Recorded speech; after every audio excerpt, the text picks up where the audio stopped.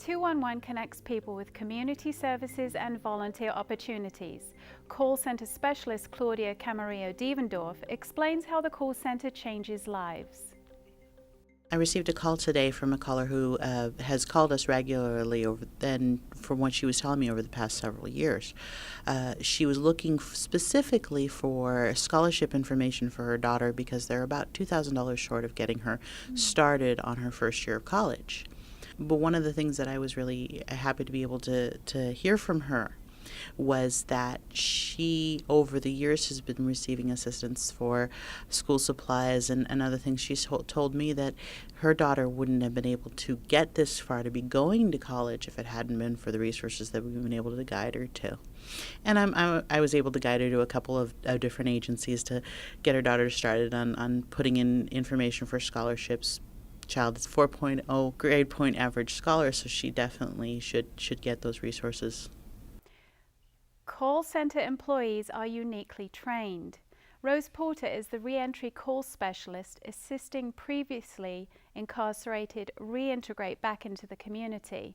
Osvaldo Masonet assists veterans with matters concerning our military members. Thank you both for joining us. Thank you for having us. Thank you for having us. Rose, tell us about the reentry services at United Way 211. So United Way 211 created a reentry program. We have a direct line specifically for those releasing from incarceration on probation, parole, and with felony convictions, so that they reach a reentry call specialist that can help them to reinvent themselves. Okay, discuss for me the difficulties that the previously incarcerated experience as they reintegrate back into society. One of the biggest difficulties for those previously incarcerated are the misconceptions about who they are. And so instead of trying to paint a picture, a verbal picture of what a person looks like that's leaving a prison, I was previously incarcerated. So I'm the image of what a previously incarcerated person can look like if they're given the right resources and the right foundation for success. So United Way and 211 went out of their way to find somebody that could represent for that population. So I represent them both. I represent them both in my accomplishments and in assisting them in making their own accomplishments. And I understand and want others to understand that United Way, we are helping individuals who are mothers and fathers, brothers, sons, loved ones of other individuals, and if we don't support them and help them recreate themselves, fix the broken person, then that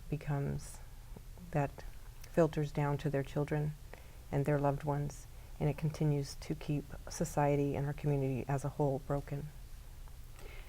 How do the incarcerated even find out about the services 211 offers? We go out and we partner with different agencies that are in place to assist those previously incarcerated. So we do presentations at the parole department, probation department. We reach out to federal probation. We have gone within facilities, detention centers, and done presentations for the population. So we have gone to, large efforts have been made to reach the population. And I think one tells another because of the success. For those previously incarcerated, there are limited resources and a limited belief in them as individuals. And that is a misconception that we are trying real hard to lower, that each individual is capable of changing. When a person is released from prison, what do they actually come out with? It depends. Most of them hit the prison gates with a certain amount of money and very little resources. It depends on how long a person has been incarcerated, whether or not they have family waiting for them. Most of them don't have the foundation needed for success. They don't have, there isn't a lot of resources out there for them, and a lot of times they're disconnected with families and friends. So they have the desire to do what's right with little foundation in place for that, and that leads to recidivism. So United Way is trying to give them the resources they need, create the foundation they need so we can lower the rate of recidivism, higher the success rate, and stop the revolving door of those stop the revolving door of those going back to prisons. almost 70% of those released will recommit, but not because they want to, because there's limited resources to assist them not to. They need housing, they need food, they need schooling. Most of all, they need to be understood and heard, that they want help and they want people to believe in them again. I think we need to not be afraid of the unknown. Get to know them, embrace them like those did for me, and you'll see that the results will be more positive. Tell me, other than the resources you've just mentioned, food, housing, clothing, what other resources are you able to connect them with? Transportation. They need transportation. A lot of inmates or those releasing, they need to be at probation or parole within 24 to 48 hours, and sometimes they're not given the bus passes or the transportation they need to get there, so we assist them in that. They need to be able to be mobile in order to get employment, get to schools, get to medical hospitals, things of that nature. So we assist them with that. Clothing, maybe they do get to that job interview and they do get that job, so we have agencies within the database that will help them get the proper kind of clothing. We have everything from a mother that is in need of diapers or extra formula to get through the month to resources for schooling and employment training. Thank you, Rose. Osvaldo, your specialty is in working with United States veterans. Yes, ma'am. Can you explain to us what some of the services you provide?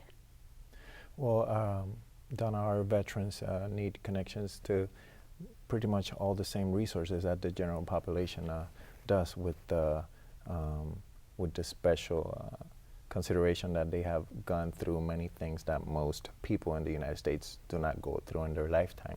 So some of those special things that our veterans call 211 to find out is mental health services.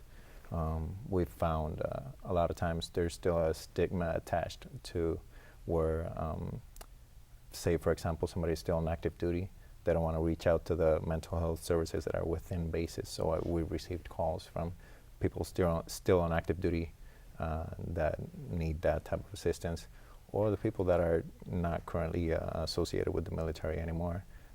They'll just need assistance to find employment. There's a high rate of unemployment among veterans, so we get them connected with different resources for that nature. Veterans are currently homeless. We get them connected with different agencies, whether state or nonprofit, that are in place to help them with that. So it's a vast array of issues that the veteran population is ailing from. So we do our best to get them connected to whatever they need. How about the age range? Are you dealing with veterans all the way back to World War II to the current conflict? Absolutely. We still have a few veterans from the Second World War hanging around. I've had several of those on the phone, all the way to, hey, I just left the military, a month ago, and I am lost out here. Can you point me in the right direction, please? The 22-year-old, the 18-year-old who was injured, in combat just a few months ago and was medically discharged. The whole spectrum.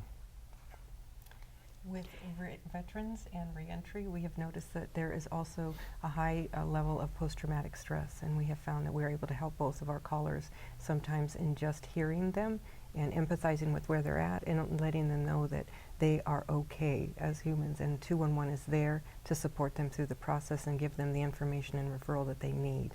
And we hear them and we validate their voices. My last question actually to both of you, very briefly, because you handle such difficult phone calls with people in real need, how do you yourself debrief from those phone calls? Well, Donna, we've been enabled by our 211 management, that whenever we do need, we're like, okay, that was really tough. I need to spend some time to gather myself. So we're free to go ahead and grab a coworker.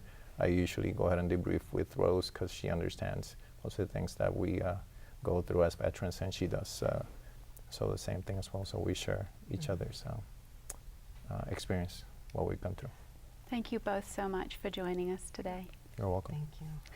Next up, James Hertenden explains how he benefited from calling 211. This story wouldn't be complete if we didn't look into the lives of those who use the 211 services. James Hertenstein is a veteran who lost everything and lived out of his minivan for a year with his wife and 8-year-old daughter. James, thank you so much for joining us. Thank you for having me. Tell me, you had seen the 211 pamphlet, but you decided not to call. Can you tell me why? Basically, we'd been bouncing around from place to place, and I kept seeing me eventually get myself out of this and trying on my own. And I got close, but never got to that point. And somebody had, actually a couple times, somebody had pointed out the 211 call to me and told me to go ahead and call it. And I didn't use I just didn't use it. And then I got to the point where when I was out in the desert and living in my van and my van broke down, I was just like, I had nowhere else to go, no other tricks up my sleeve. So I called them, and they were very instrumental in orchestrating a formula to get me back on my feet. When you say a formula, what do you mean? Do you have goals? Well, I mean, I guess maybe since I was a veteran, I was put in that category. But I mean, I'm looking at it as a whole. I'm sure they do everything for the rest of the people that way. But what he did was he connected me with U.S. Vets and the Veterans Administration and all the people I needed to see. And one by one, I handled them. He even got me transportation to get there. And I got, pretty soon he knew what he was doing. He knew what he was doing. He kept calling back and checking on me, making sure I did A before I went to B and B before I went to C. But it worked out well. It worked out really good. What was it that actually made you call 211? Because you had said that you just wanted to do everything by yourself. You didn't feel like you needed help. But where was the point where you actually thought, okay, I need help? When I went in my car to go start it, and it wouldn't start anymore, and I was parked in a parking lot, then I was stranded actually in the Mojave Desert. When I went to go start it, wouldn't start, and I tried everything, and come to find out it was a fuel pump, and I had to drop the tank and do all kinds of stuff I wasn't able to do. And that's when my wife and I kind of looked at each other and just said, it's time to do something different. You know, we gotta. My daughter missed a lot of school and stuff out of this, and we were trying to everything we tried, just to no avail. But yeah, at that point I decided we got to do something. So you're saying that your daughter wasn't in school. Neither one of you were able to work because you were living out of your minivan. Yeah. So my daughter actually, we find a place we can stay for a little while and try to get back together. We put her in school, and she'd be there 2 or 3 weeks, maybe a month and a half, whatever, and then we had to get up and go. And then she went to 4 or 5 schools throughout that course of the time. And I thought it would be kind of devastating to her, but she wound up okay through the whole deal. Okay, so you said during the whole process where Osvaldo, who is the veterans specialist, was helping you with goals and tasks that he wanted you to accomplish to help you get back on your feet, ultimately 211 was able to find you housing. Can you tell us about that? Yeah, he actually dug in and places. You know, I mean, I don't know how to word it, but he asked me about being a veteran, and because somebody I just talked to prior to him said that you need to open that door. I never had let anybody, I didn't tell anybody I was a vet or anything. And but yeah, once I got in touch with him, and he just one thing after another. He said, "This is where you got to start." Then he kind of pried and said, "What do you got going on here?" He looked for ways to come up with that formula to get me my individual needs met, and still I didn't think they'd be able to do much. Not knowing what 211 was about, I didn't think they'd be able to do much, but they did. He sent me to several different places, which all of them were very helpful and very kind, and that was nice to see. I didn't think that it would be as smooth as it went, but it went really great. They had hooked me up with U.S. Vets. To answer your question, for the housing, and that was amazing because she came out to see me. I was in a homeless shelter at that point, and she came out to see me, and she told me, sign this, sign here, and I did. And she took us to go look at the place, and I was amazed. The pool and jacuzzi, and the whole, out front, and a nice looking place inside. And I was amazed, and and I was just talking to them earlier. They're all tied in. They're getting to know each other and building this thing even further, to where the 211 deal is it's just really good to have. So you've been in your new house now for how long? About 3, almost maybe 4 months, close to 4 months, 3 or 4 months. How does it feel? At first, I even told a couple of people, I said, it didn't feel like I've been on that road for so long that it just didn't feel like my place. No matter what I did, I'm thinking it's somebody else's house. It's somebody else's house. It took me a while to get used to it. And just recently, I got used to the fact that, this is my place. I got a place back. And when we were in Georgia, we left a 4-bedroom home and to come back out to California. And then one by one, things just happened. It was. I watched it. It's kind of weird, but I watched it all crumble. And I didn't think I'd ever be in a situation like this, but it happened. But yeah, I'm really impressed with the way the apartment deal turned out and everything. So you're grateful to 211 for Oh helping? yes, very much so. I Great. recommend it to anybody in a situation that I'm in. I wouldn't hold back like I did, because I probably would have been a lot further and had I called when I was first coaxed to. And, but yeah, I'm very. I was thinking shortly. I was talking to somebody just recently about when you go to church, you tithe and whatever.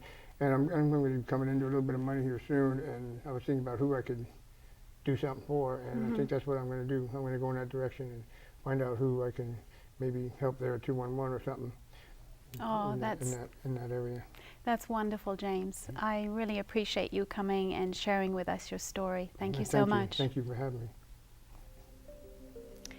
211 is not just for the destitute or desperate. This service provides callers with information about physical and mental health, employment support, adult daycare, and more. You can find resources for after-school programs, quality childcare, and tutoring. I'm Donna Trujella for KVCR IE Scene Monthly. Thank you for watching. I'd like to say thanks on behalf of my family and myself for what Eduardo and 211 did for our family. We were in a situation that was pretty grim, living in our car out in the desert. We lost everything we owned. Managed to accumulate a lot of stuff back that we lost. Looking at the 211 in the pamphlet, I didn't even want to bother with it. Somebody coaxed me into it. Once I made the phone call, my whole life changed back to the direction that it should have been in the first place. Things happen to people unexpectedly, and you never know what's going to happen to you next. And unfortunately, we went down that road, but thanks to 211, we're back in a stable environment again, and everything's moving in the right direction, and it's getting better and better. Thank you, 211, for all the resources. So thank you. Thank you.